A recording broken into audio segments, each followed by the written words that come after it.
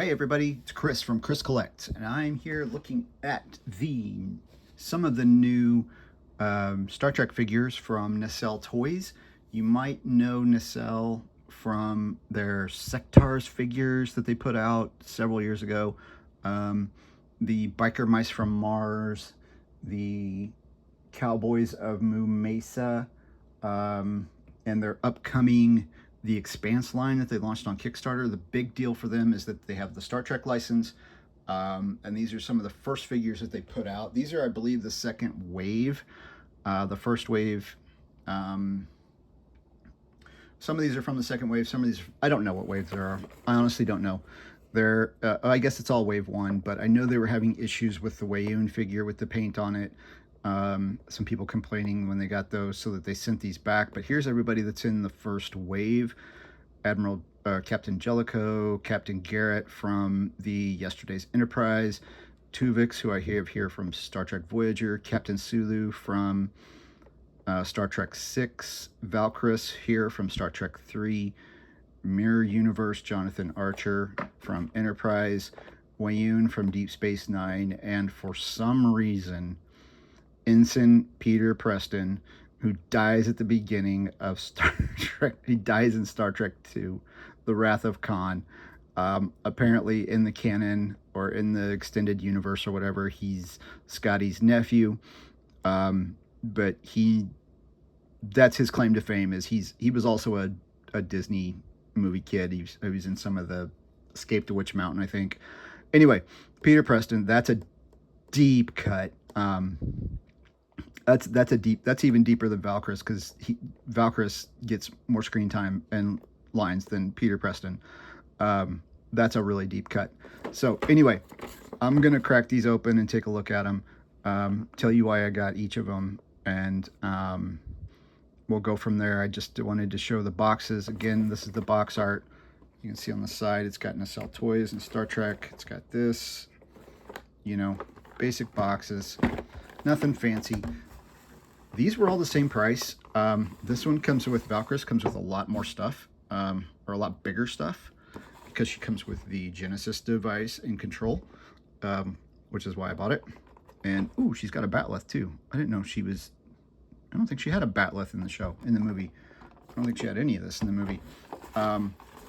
This is her big box. So you can imagine, I think this is the one that the Captain Kirk in Wave 2, the Generations Kirk with the horse, is going to come in a box like this too.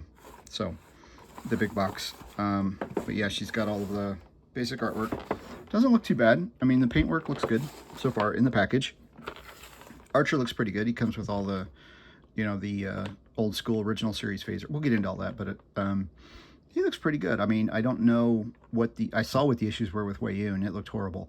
But looking at these in the package, they don't look bad. The articulation looks decent. I'm wondering about the scale, because I'm interested in the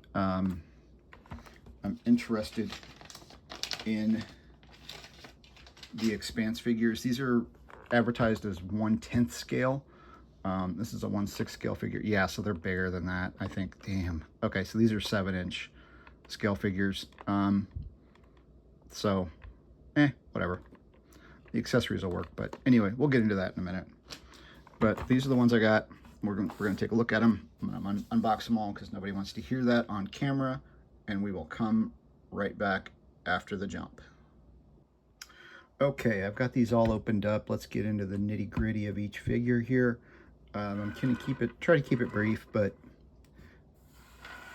these are actually pretty cool. Excuse me.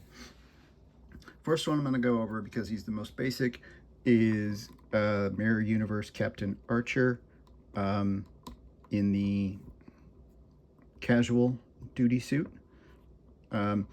This is disappointing. I know it's a more style. It's not more stylized. That's wrong. But that's whatever. It's on the side. It's not a big deal. He's got the right captain emblems.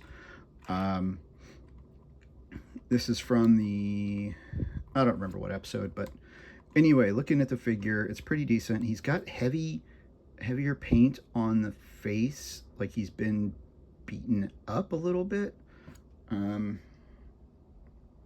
Let me come in here real quick and show you that the face is kind of, yeah, he's kind of got some like black eyes or a little bit like he's just, I don't know, heavy makeup, TV makeup, whatever it is. But other than that, he looks pretty good. He's got basic articulation and ball joint, I think, at the head. He does have a ball disc at the shoulders. It's just hidden because of the sculpting, so it's underneath here, so you can't see it, which is really nice. He's got a swivel, straight swivel at the biceps, which cuts into the sculpt, but whatever. He does have the new like double piece of the joints there that a lot of companies are using now. We just saw it on the Big Bad Workshop, Operation Monster Force suited figures have those. He's got swivel hinge at the wrists. He's got multiple hands. We'll go into it here in a second. Swivel waist, no torso articulation. It feels like it should be a overlay, but it's not. It's a solid piece. These are going to go well with your Diamond Select Toys figures that you have from back in the day because they are the 7-inch. He's got a ball joint at the hip, swivel cut there, straight cut. Again, those super smooth new to US figures anyway. Knee joints. It's got a cut at the top of the boot, and I'm sorry, I'm bumping the camera. Swivel hinge peg at the foot. Looks really good. Sculpting's good. It's decent. Color's good. Like I said, he's got the right colors, the right articulation, or the right details on the sculpting with the wrap around. He's got the captain's bars. This is the only disappointing thing, is that doesn't look quite right. It looks like it started to print, but then they printed it from this angle instead of this angle. Is kind of what it looks like it got smeared or something. It doesn't even look like the right. It looks more like a boomerang. Anyway, that's his figure. He comes with some cool accessories that are from both Enterprise and the original series style. First of all, he comes with a plethora of hands. He's got, let's see, is there another one? Yeah, he's got two. He's got a fist and an open hand. He's got two trigger finger hands, so we can dual wield those phasers. He's got two tight gripping hands for holding the cups and other stuff. And then he's got the other half of these, which is a fist and another open palm. Comes with an original series style tricorder, which is pretty cool. That's open. Nice detail. Comes with an original series style phaser, which again is nice. And where's the trigger finger hand? I'm not going to pop these out because but it fits in there nicely, very nicely. While we're on weapons, he's also got the Enterprise phase pistol, which again, these hands are, by the way, are really soft. They're a soft plastic and not like a hard plastic. So he's got that, so that fits in there really nicely. Sits nice. He's got an Enterprise style communicator that's open. Let's bring that up a little bit. With some details on the back, which can probably be held in one of these hands, like so. Let's see, will it fit in the open hand like that? Yeah, it's kind of loose in the open hand. Very loose in the open hand, but you could do that.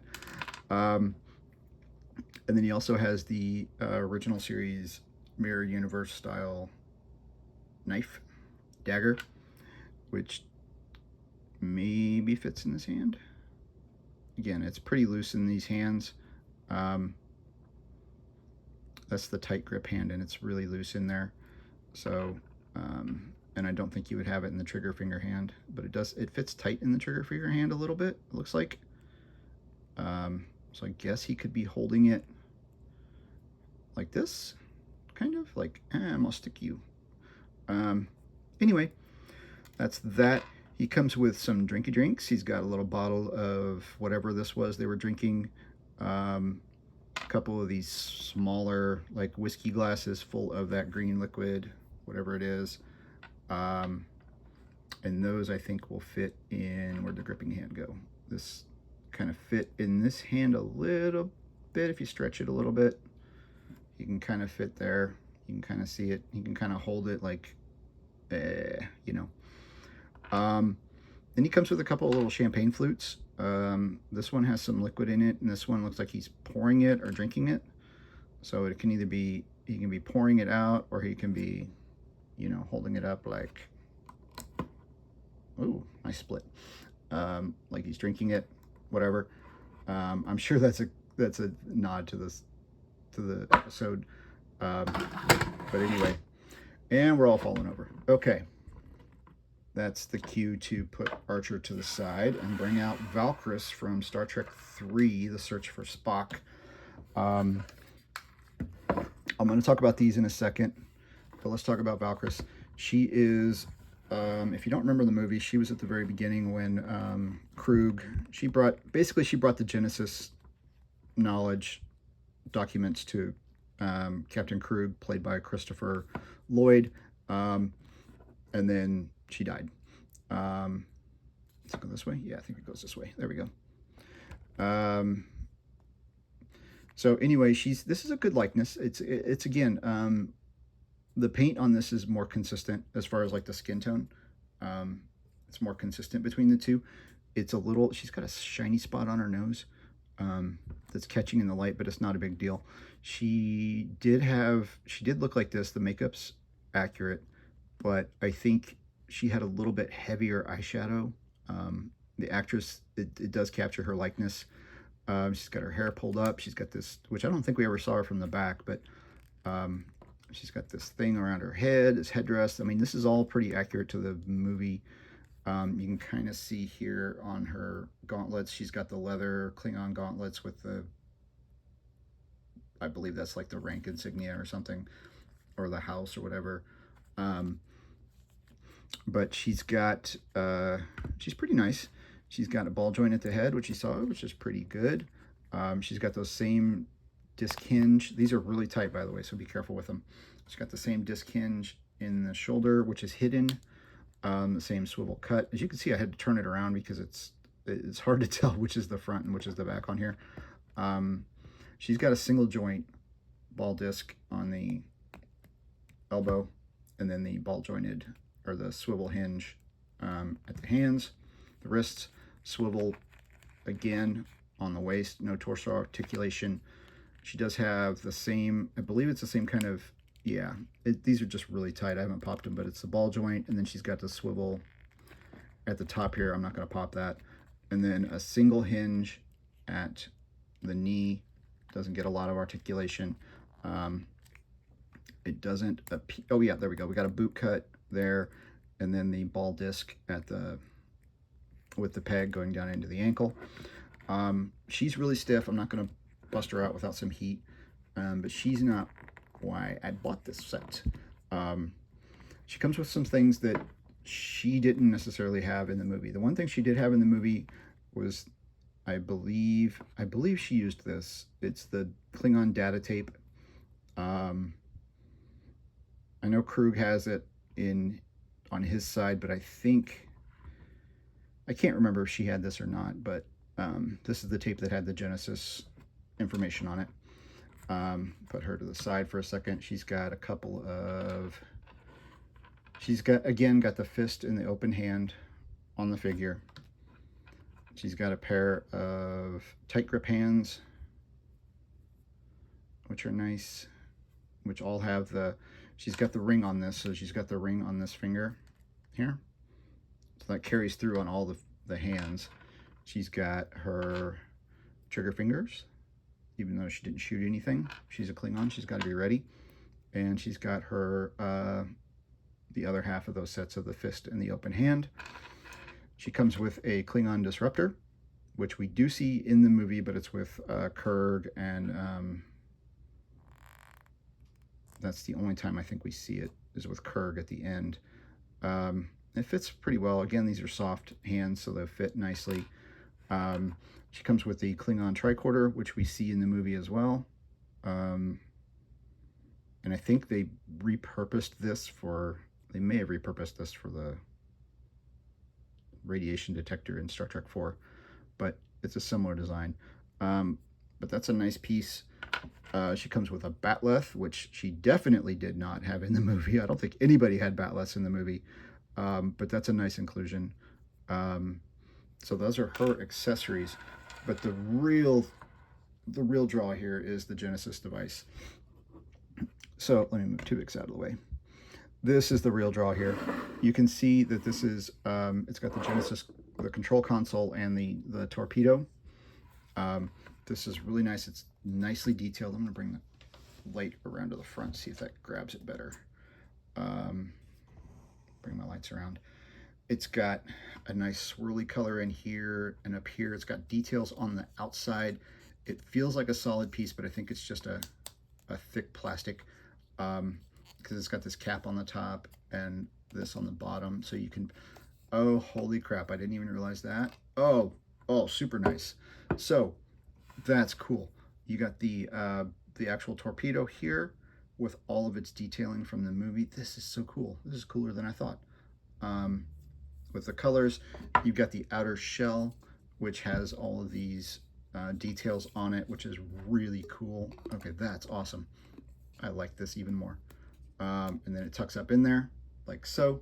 I don't know if that was supposed to come out or not, but it did, which makes it even better. I don't know if I can get it back out. Let me see. Yep, there we go. Just pop it. There we go. Comes back out. And then it's got its case, which we see from the... Here's the thing. This is from Star Trek 2. Star Trek 3 did not feature the Genesis device at all because it was detonated at the end of Star Trek 2. Why Valkyrie comes with it, I don't know. I don't care. It's a cool piece. I like it. It closes up. And I think this is my first time playing with this. Yep, there we go. And it'll clamp closed there. Should anyway. Those closed. Why did that not? Whatever. It's going to sit open. But that's that piece. Let's look at that in a second. Why it didn't. Is it not popped in? Whatever. It's going to sit like that. And then the Genesis controller that Khan reaches up and from hell's heart I stab at thee, with hate's sake I... Oh, springy. That's cool. From hell's heart I stab at thee, with hate's sake I spit my last breath at thee. So there's the Genesis controller device. This, again, great dial piece. That was the main draw for the set. Because, look at that. That's cool. Where's Agent Carter? Where did I put Agent Carter? I want to put him up here. So it does fit in with your 6-inch scale figures. Where did that piece come from? Okay. It does fit with your 6-inch scale figures nicely. So that is that. That's that figure. Again, these were $30, I believe. 30 or 40. $38.99 maybe. I forget. Whatever. They were all the same price. So the next one is the most controversial one, especially in my household. This is Lieutenant Tuvix from Star Trek Voyager. There was an episode of Voyager, if you're not familiar, where Lieutenant Tuvok and Neelix had a transporter accident and they merged into one figure, one person. It's a very controversial episode. It deals with some stuff that's really heavy for the time, and I really love it. It's one of my favorites. My wife can't stand it, and she's the Voyager nut. But this is Lieutenant Tuvix, who is the combined form. This is how he comes out in the transporter. So anyway, he's got the painted. This is where the paint looks really good. This is the Neelix was wearing this like patterned thing, and it merged into his uniform. It's got the ribbing on here, which is really nice from Neelix's tunic, but it's integrated into the Star Trek, the Starfleet uniform. Again, on the back, the printing on here is really clean. It looks really nice. This is a really cool figure. I'm glad I got this one. This is the one I wanted most of all, because I love this episode. It makes me cry. He's got all the same articulation. He's in kind of a charcoalish black, charcoalish gray, so it's not like a black. It's more like a brown black. But he's got swivel at the ball joint at the, oh, it's a dumbbell. That's what they are. They're dumbbells. So let's see if I can pop that off easily to put the other head on. No, I'm not going to try it right now. I don't want to break it. Got the same articulation. It does not rub up here, so you don't have to worry about that paint rubbing off. It's a little tight on this side, but that's the joint, not the, that's the actual disc. Swivel there, double hinge on the elbows, post and ball and disc and peg. Again, solid torso, not a big deal. Waist, ball joint, hip, double knee, standard ankle articulation. Really cool. I don't think it quite captures it. I'm trying to think of who the actor was. I think it captures the actor's likeness close enough.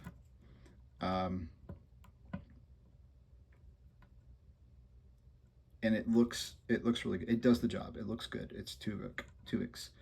Pointed ears.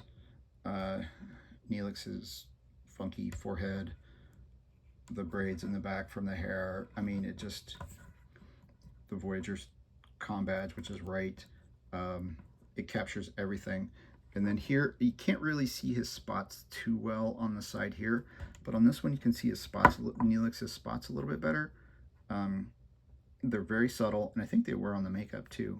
They may have stood out a little bit more on the show because it's TV, but this is the how dare you, how could you head that I really like. There is not a, well, yeah, there's a sculpted piece there. I got about 10% left on my battery. I apologize for that. But that's the second head.